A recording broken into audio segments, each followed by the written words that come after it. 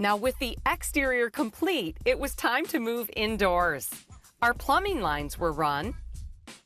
Our electrical wiring and conduit was installed. And our gas lines were roughed in. We also installed the high-velocity air conditioning system, the radiant heating system for the main floor and loft, and the fire protection sprinkler system. After all our systems were put in place and tested, it was time to seal up the interior envelope of our home. Even a really well-built house is going to have gaps and cracks and areas that air leakage is going to come, and you're going to lose your conditioned air. So the air that you're paying to heat, the air that you're paying to cool, you're going to lose that to the outside. Properly air sealing the building, there's a lot of different ways to look at that. So one of the main areas are the various gaps and cracks throughout the building and sealing those up properly with a product that's going to allow it to expand and contract as that house settles. You know, even though you might have a great insulation job, if you still have a lot of air infiltration coming into where the insulation is, it kind of defeats the purpose. Because insulation is kind of like a large filter. In fact, a lot of filters are made from insulation. So really that's not going to stop air from getting into the house. The system that we're using today is actually a two-part foam material. However, it's very safe, GreenGuard certified for indoor air quality. One of the great things about that system is we're able to apply that directly to a crack or a gap or an opening where you're going to seal up for air leakage, but yet the product remains pliable, and you'll see it stays soft. It's able to maintain its integrity as an air holdout.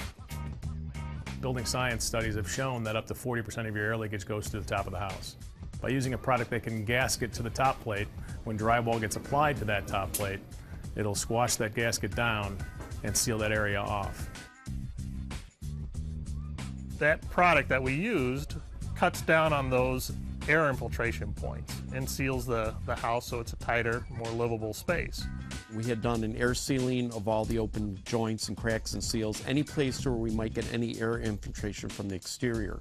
So once that was all done and set in place, then we're able to come back and start installing our insulation into the wall cavities.